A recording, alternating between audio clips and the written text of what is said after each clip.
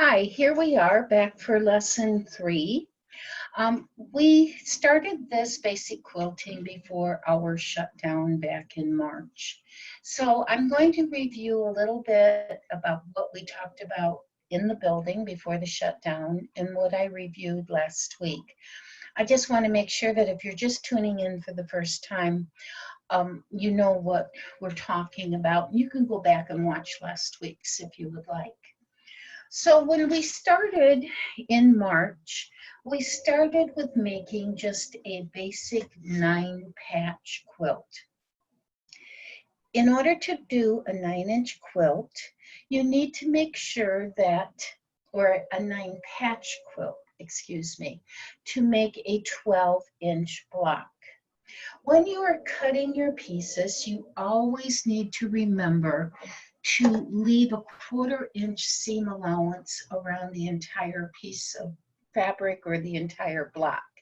So I wanted 4-inch blocks when they were completed, so I cut 4.5-inch squares. So now I know I've got a 1/4 of an inch all the way around, and when you connect the 3 across, you will end up with a finished 12-inch block. Now you notice that my top and my bottom row match, so I use the same color combination, darks on the ends, light in the middle, and then for the center line, I did lights on the edges and a dark in the middle. And this will start to give us this 9-patch or this Irish chain quilt.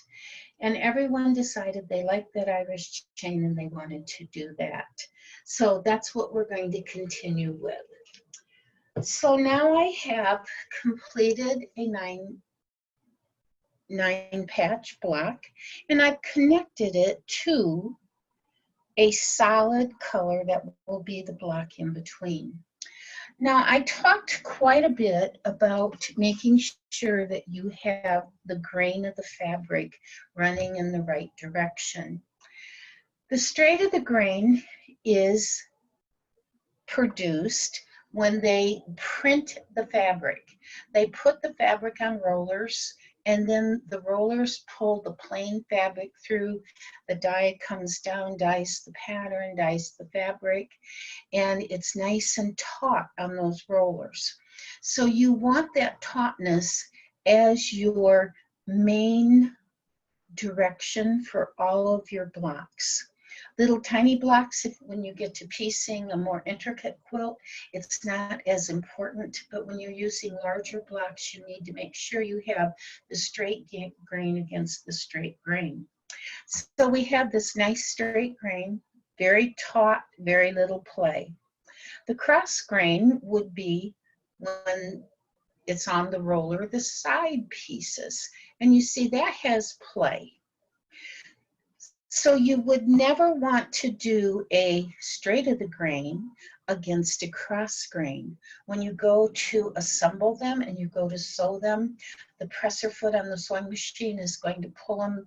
They're going to kind of get all jabberwockied away, and it's going to sag and bag. And then if you try and trim it to make it true, then you're going to end up with your pieces the wrong shape and your block won't be completely square. The other direction of the fabric is when you pull it on the bias, and this is a diagonal pull. This they use a lot in women's clothing for a draping skirt, a full skirt, that you want it to move and you want it to flow. But right now we're working with our straight of the grain. Now on these pieces, I took and put a pencil line to mark that straight of the grain. And I knew that it wasn't going to show through because this was dark. If you wanted, you could, with a pencil, with ink, with disappearing markers or water soluble markers, you could put just a little line in your seam allowance, and that way only you know it's there, and you'll be able to either hide it or you'll get rid of it and no one will even know. But it's very important. And if you have your blocks running the straight of the grain, You want to make sure that your large block is also straight of the grain. So this is a 12.5-inch square. Remember, I'm leaving a 1/4-inch seam allowance all the way around. If I pull it, very little play. If I pull it crossways, I have a lot of play. And of course, on the diagonal or the bias, a lot of play. So we want to make sure that all of our straight of the grains are running together. This will make, when we go to assemble them, it will make assembling them so much easier. And when we go to press them, it'll make it easier. Now, last week when we did our rows of blocks, we pressed it with all of our seam allowances going in the same direction. Then we flipped the center row so the seam allowance went in the opposite direction. So here we have, and I have to look down, our seam allowance goes this way. In this one, the seam allowance goes this way. In the bottom, it goes this way.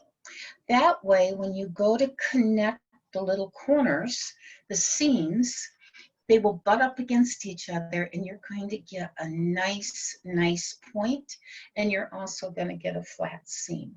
So that's very important. It doesn't matter if you're hand quilting, if you're tying, if you're machine quilting. It's very important to have all of this quilt lay as flat as you can, so the tension of the fabric and the tension of the thread will flow very nicely over the fabric.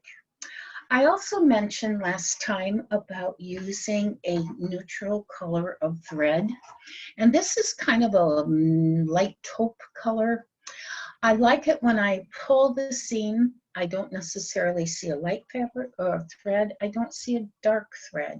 If I do a neutral color, then if the seam gets pulled, it's almost like it disappears because this thread isn't quite as visible. Okay, so last week when we left, I promised I would talk about rotary cutters. I am a futzy cutter. I enjoy cutting blocks by hand. I enjoy using my stencils. This is a 12.5-inch block. You see there's many different lines on this. So you can make all different sizes, and very versatile piece. This one, this is a 4.5-inch block. Again, it's marked with many different markings so that you can use it to make different sizes of squares. So now I'm going to move on and talk about the rotary cutter. And I know I told you last time I'm not a big rotary cutter user. And a rotary cutter is simply a handle with a round blade, and they come in many different sizes and different styles. I've been looking at them in the store. It's like I probably have at least 3 more of these. I don't need a new one, but they have new ones out that have all soft grips and ones that are made for arthritic hands. And I look at those and I go, maybe I do need a new one. 50% off Joanne coupon. I just might have to have one. I can't stress enough when you buy your rotary cutter to buy extra blades immediately.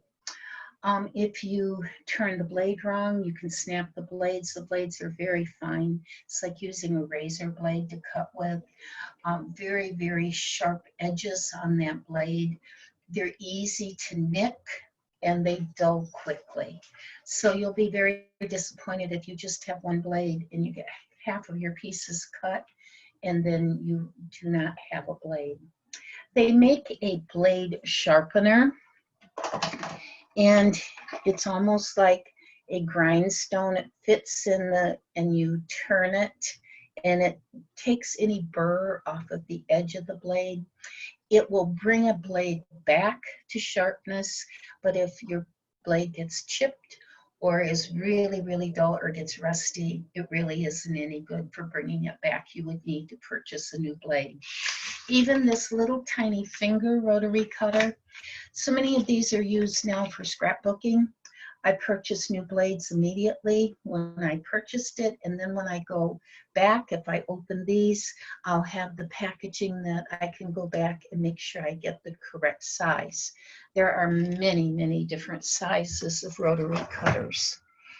You're also going to need a mat, and these are self-healing mats.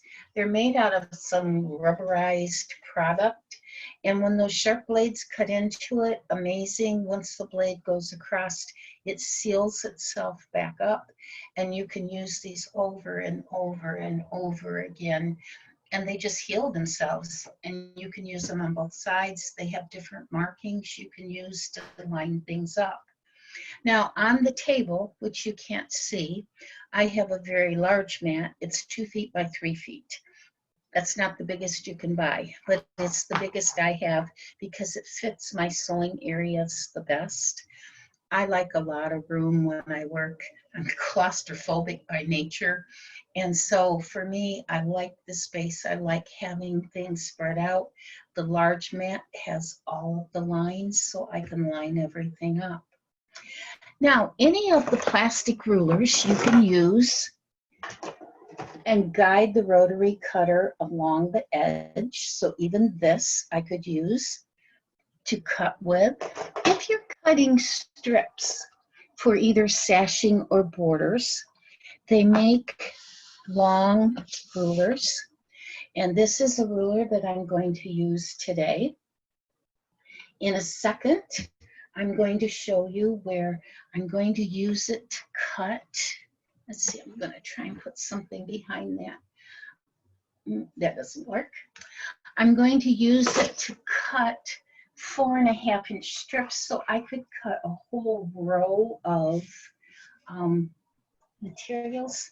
I just can't get it, so I want to show you what I did because I wanted to cut it 4.5 inches, and the 1/2 inch is marked at the top and the bottom, but not down the center. So I took a permanent magic marker, lined up another ruler on top of this, and ran a line of magic marker right down in between the 2-inch lines. And that way I'm going to have a 4.5-inch strip. So I could cut many strips of fabric and then come back and cut them again and make them into the blocks. I had promised last week that I would talk about cutting, sashing, and borders. So on this quilt, you will see I have a 9-patch block. In between each of the blocks, I had sashing. And that's the little strip of fabric that surrounds the block. Now, I tried just doing block, sashing, block.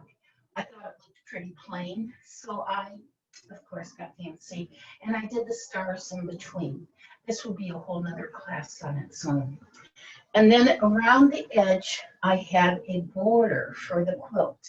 I try very hard when I do a border to try and do it in one long continuous strip. Can't always do that. Sometimes you run out of fabric, sometimes you have to piece your borders. But I like if I can, I like that long look without having a seam in the middle. So when you do the sashing, and especially when I did these stars, this star, these 2 points, I didn't want to just cut the points off and have 3/4 of a star. I wanted the whole star, so I did a special piece for right in there. So my border only had to go from the 12.5 inches, and then I had this block that divided it, and that way I got my star in between. So I know I told you about my dislike for rotary cutters because I had a very bad accident with one years ago, and when I was holding the ruler, and when I went to cut the fabric, I slid the blade all along this finger and took the skin off of that finger. So I've always stayed away from rotary cutting. And then came the game changer. I know it looks like one of those handicap bars that you put in the shower. My mom had those in her shower before she went into assisted living. It's the same idea. very, very sturdy suction cups, and you place it on the ruler. When these are up, that means the tension is off. When you're ready to suction this onto the plastic ruler, you push these down and it really makes a nice firm hold. So I'm just going to push this down. I don't know if that's going to show up very much or not. I'm going to kind of straighten it up. And then when I was pushing these down, I was also pushing hard. So now I have my ruler, and I've got a nice tight seal that won't come off. Now I can hold that ruler. I can hold the ruler and the fabric, and my rotary cutter can go right along that edge. So if I'm cutting sashing, what's wonderful about a rotary cutter is you can cut several layers of fabric at a time. Makes things go a lot faster. Now, as I've said, I enjoy cutting pieces, so I don't worry about it. So now I'm going to line this, that's the line that I drew on. I'm going to line the edge of my fabric up with this line because my blocks are 4.5 inches. So this is a 4.5 inch line. And I'm going to lay this down, and I'm sorry, I just have no way of looking at it from the top down.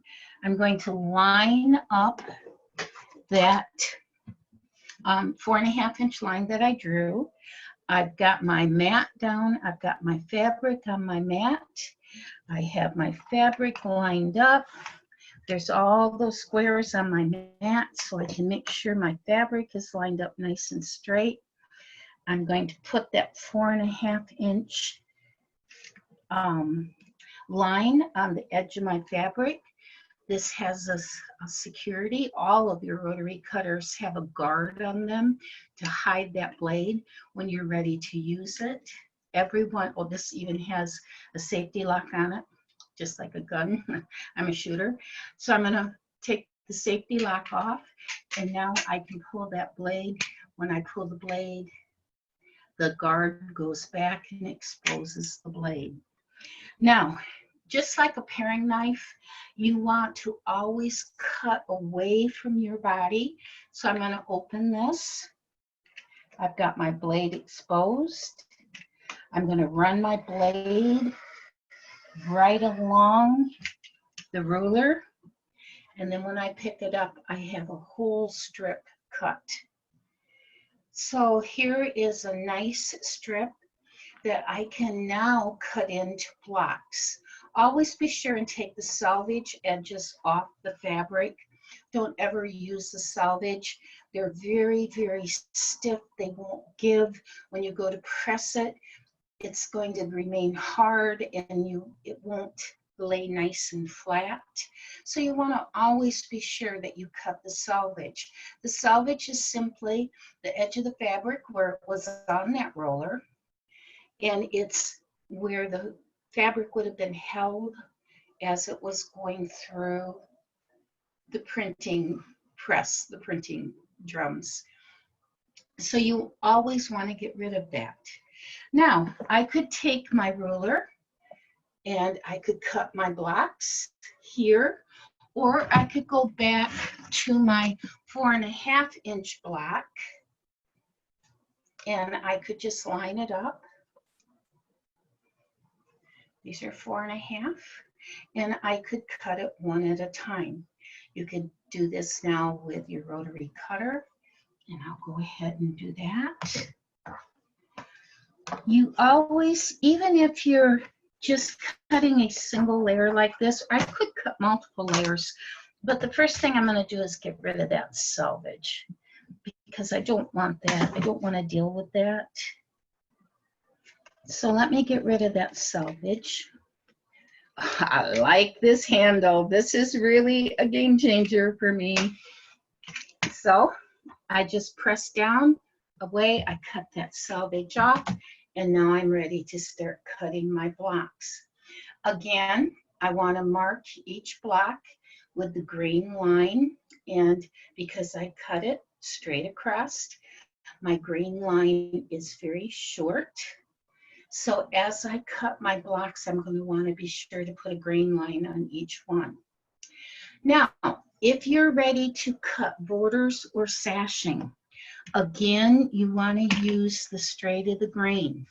So you're going to take your fabric, and let's say that I wanted to do sashing.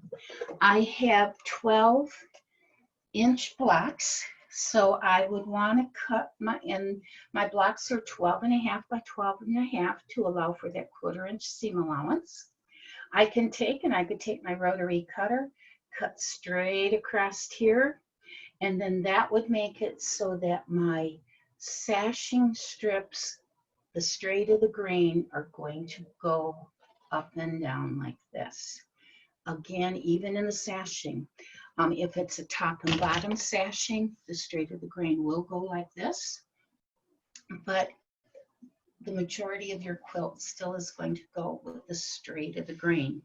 When I cut borders, borders are also cut so that the length where the stretch would be, the length is also cut straight of the grain. So when I'm cutting quilt blocks, I tend to take, and like, let's say I was doing a lot of squares, I would cut the squares going lengthwise so that I wouldn't use all of this up. If you start to cut here and here and here, and then it comes time to make a border, all of a sudden your fabric that's left over is very short because you've cut it off at the end. So if you do your blocks going straight down, straight of the grain, then you're going to have all of this length still left for your borders. And that's, again, very important if you want a border that doesn't have a seam in the middle of it. Now, just a little bit in review. Remember that most sewing machines, on their sewing machine foot, they are designed so that from the center of the foot where the needle would go to the outside edge is 1/4 inch. If you're left-handed, same thing, 1/4 inch, whichever side that you decide, that you feed your fabric through with. Very, very easy to do. Excuse me, allergies. And so most of you know that. I'm so sorry. So that will give you a nice even 1/4 inch. You just run the edge of the fabric along the edge of the foot, and then your needle is 1/4 inch in, and you'll have nice 1/4 inch seams. So again, choose a fabric or a thread that's a neutral color. So if the blocks pull apart, you'll see this nice neutral color, not a white or not a dark green. I really don't like it when you're putting a light and a dark fabric together. You've chosen to use the dark thread, and then if the seam pulls apart a little, you see this navy blue thread against the white fabric, or vice versa, the seam pulls a little and you see the white fabric against navy blue. So if you use just a neutral color, that's going to blend right together. So we have a web address that you can go on the computer, and it's quilting@clinton.lib.mi.us. And if you have any quilting questions at all, just shoot me a quick email. I'll be happy to respond to it. On Wednesday, day after tomorrow, limited number of people they're going to be able to come into the library. So if you have a question you need me to look at, I'm there on Tuesdays and Saturdays. You can bring it in. We can take a look at it. Email me. You can even, if there's something you really have run into trouble with, I'll be glad to meet with you. And we can stay socially distanced, and I can maybe help you through with any problem you might have. but I want this to be an enjoyable experience. And so however I can help, I'm very happy to help. Next time, we're going to start working with how to assemble the quilt, the top of the quilt, the batting, and the backing. You don't have to purchase those right now. I'll tell you all about how to buy those the next time. I don't want to give you too much at one time because I know that's been a lot of information, but the handle, what a game changer for me. I won't be so hesitant to use it anymore because my fingers are nowhere near the blade. Where I drew that magic marker line on the ruler, I can easily remove that with rubbing alcohol. It'll come right off of this plastic. Most of my rulers are marked up because I use them for a variety of projects and I need different sizes. So most of the time I just leave my lines on because I know I'll come back and use it again. But if you don't want that line, just get rid of it. These rulers are designed with one side has the printed numbers on, the other side does not have the printed numbers, but you can see right through to see, you know, what the numbers are and where the lines are. So you can use either side of that ruler. So for this afternoon, I'm glad it finally went through. This actually was the 8th try or the 9th try to make this go through. And then I went to the post office and past the library and saw that DMP was working on the lines at the library. So that's what the issue was. Oh, wow. So we've talked about the straight of the grain, which again, I can't emphasize enough how important that is to use. We've talked about thread color, seam allowance, and then we went to our rotary cutters. There's so many different ones. This is the box that handle came in. I was going to see if one side.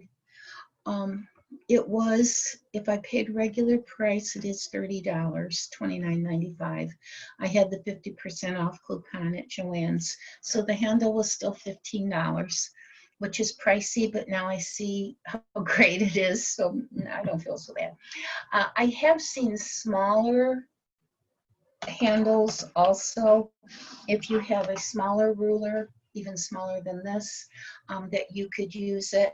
They didn't happen to have any that day when I was there. All they had were the larger ones, but I'm very pleased with that. I think it's going to work out very, very well. So again, make sure that when you're doing sashing, and with the Irish chain, we don't worry about sashing, but you might get another quilt started. Make sure that your sashing runs straight of the grain. This would be the length of my quilt, the up and down of my quilt. So I made sure that my straight of the grain, so I would have straight of the grain in my sashing, straight of the grain in my blocks, straight of the grain, straight of the grain, straight of the grain. My borders would be straight of the grain. And that way, when I got it quilted, it's going to hang. Also, if you get your grain lines mixed up, you run the risk that when it's quilted, and this has been machine quilted, that they can pull different, and your design and your pattern of your quilting could get off. And on the back, now this is regular quilting backing fabric. So it's one continuous piece. It's 108 inches across. It's a fuzzy. 108 inches across. I don't remember how long it is, but it is designed for a king size bed. And that's basically what I make all of my quilts. Our Irish chain quilt, by the time that it's done, depending on how wide of borders you decide to put on it, you can take it from a twin to a full size. If you put very, very wide borders on it, you could change it to a queen or a king. So you do have some flexibility with it. Also in your borders, you can add applique, you can add different designs. I'll do a show one time on applique. I like doing handwork, and so I really enjoy applique. Some people it drives them crazy, so you know, you can make up your mind when you give it a try. There's a little trick to applique, but hopefully the tricks will make it easier for you. So next time that we're together, I will talk about assembling the quilt. I'll talk about different thicknesses of quilt batting. I'll talk about the backing fabric. You can use just regular 45-inch wide fabric for your backing, especially if you want your backing to match the front. Backing only comes in a few designs, a few colors.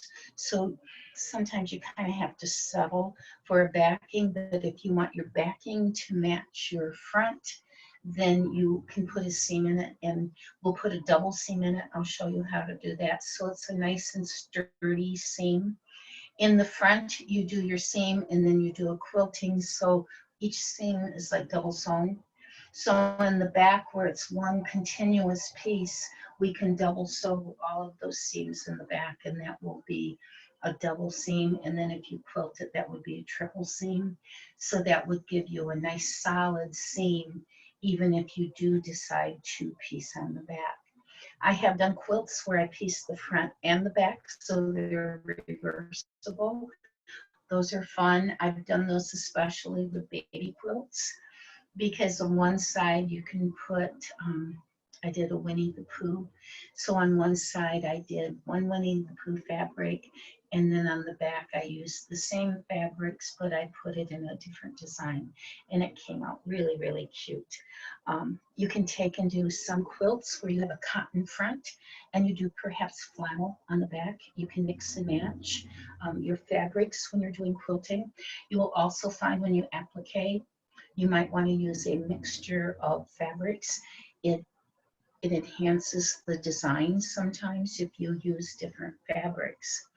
So if you have any quilting questions, please be sure just to, I can't see if you can see or not, be sure to send them on in. The address is also on our website, and I will be more than happy to answer any questions. And enjoy the next step in your quilting.